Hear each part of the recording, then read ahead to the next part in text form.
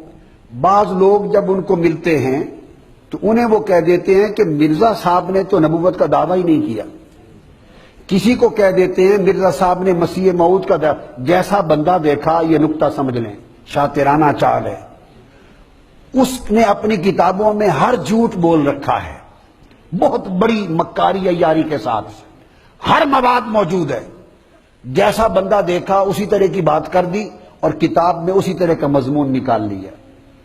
اس کے لیے ضروری ہے کہ اس پورے تصور کو ذہن میں رکھیں کہ مرزا غلام احمد قادیانی نے سٹیپ بائی سٹیپ ایک دعویٰ نہیں کیا، 12 دعوے کیے. کتنے کیے؟ اور ہر دعوے اس کی کتابوں میں ہیں. آپ میں سے کسی کو دیکھیں گے وہ کہیں گے جی ہم تو انہیں مجدد مانتے ہیں، اور انہوں نے بھی کہا تھا میں مجدد ہوں. یہ ہمارے اوپر جھوٹا الزام ہے، انہوں نے تو نبوت کا دعویٰ ہی نہیں کیا، اور وہ کتاب اٹھا کے اس کا دعویٰ مجدد ہونے کا دکھا دیں گے. عام آدمی کنفیوز ہو جائے گا. کسی کو اگلی بات بتا دیں گے، کسی کو اور بتا دیں گے. اب سن لیں، اس نے پہلا دعویٰ کیا مجدد ہونے کا. جب زمین بنا لی اس کے بعد اگلا دعویٰ کیا محدثیت کا کہ میں اللہ سے کلام کرتا ہوں. اس کے بعد اگلا دعویٰ کیا مہدویت کا، یعنی میں امام محمد مہدی ہوں، جو حضرت مہدی علیہ السلام آنے تھے وہ میں ہوں. پھر جب یہ گراؤنڈ بنا لیا تو اگلے چند سالوں کے بعد دعویٰ کیا مسیحیت مسیح کا، اور کیٹیگوریکلی کہا کہ میں حضرت عیسیٰ مسیح نہیں ہوں، جو حضرت مسیح آنے تھے میں وہ نہیں، ان کی مثل ہوں، سیملر ٹو مسیح. جب اس کی گراؤنڈ بن گئی پھر دعویٰ کیا عین مسیح کا کہ میں عین وہی مسیح موعود ہوں جس کا وعدہ تھا حضرت عیسیٰ کا، میں عین عیسیٰ ابن مریم ہوں. 5 جب یہ بن گیا پھر اس نے اگلی سٹیج پہ دعویٰ کیا کہ میں حضرت عیسیٰ مسیح موعود پر بھی افضل ہوں. معاذ اللہ، وہ کم تر تھے میں ان سے افضل ہوں، استغفر اللہ. جب یہ بنیاد بنا لی پھر اس نے دعویٰ کیا کہ میں ذلی نبی ہوں. معاذ اللہ، اس کا مطلب یہ ہے معاذ اللہ کہ میں ترقی کرتا کرتا حضور علیہ السلام کے فیض سے حضور کے سائے میں نبی بن گیا ہوں. استغفر اللہ. یہ 7واں دعویٰ.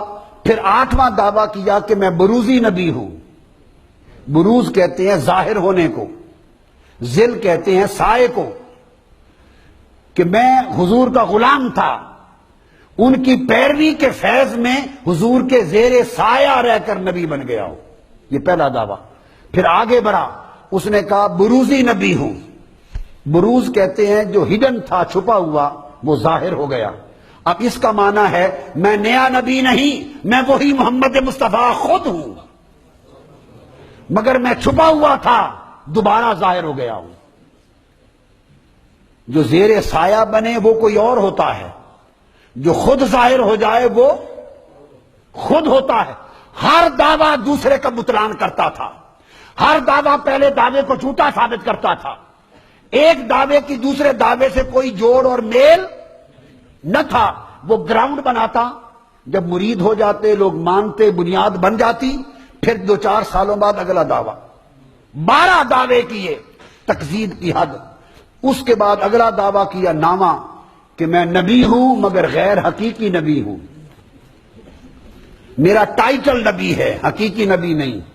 پھر اس نے کہا میں حقیقی اور تشریعی نبی ہوں، کوئی یہ نہ سمجھے کہ میں بس ایسے ہی نبی ہوں، ایسے ہرا غیرہ نبی ہوں، نہیں، میں حقیقی نبی ہوں، مجھ پر احکام اترتے ہیں، شریعت آتی ہے. اس نے کہا کہ میں وہی شریعت اور احکام رکھنے والا نبی ہوں. میں یہ دعویٰ کیا 10واں. 11واں دعویٰ کیا کہ لوگوں میں نے ختم نبوت کو نہیں توڑا،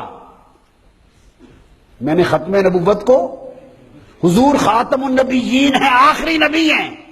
تو انہوں نے پوچھا پھر آپ کیا ہیں؟ اس نے کہا میں محمد مصطفیٰ خاتم النبیین، دوبارہ دنیا میں آ گئے ہیں، میں وہی نبی ہوں، دوبارہ آ گئے. پہلے مکہ میں آئے تھے، اب قادیان میں آئے. استغفر اللہ. یہ اس کا 11واں دعویٰ تھا. کتنا؟ کہ خود محمد مصطفیٰ ہوں. سو اب میں خود خاتم الانبیاء ہوں. اس نے کہا میں خود خاتم النبیین ہوں. اور وہ جو آیت اتری تھی وہ میری شان میں اتری. یہ میں سب اس کی عبارتیں بتا رہا ہوں آپ کو. 11 دعوے اور آخری 12واں دعویٰ کیا کہ میں مصطفیٰ محمد مصطفیٰ سے بھی افضل ہوں. معاذ اللہ، استغفر اللہ. اللہ پاک لعنت کرے اس پر، اور لعنت کر چکا. ان سے بھی افضل ہوں.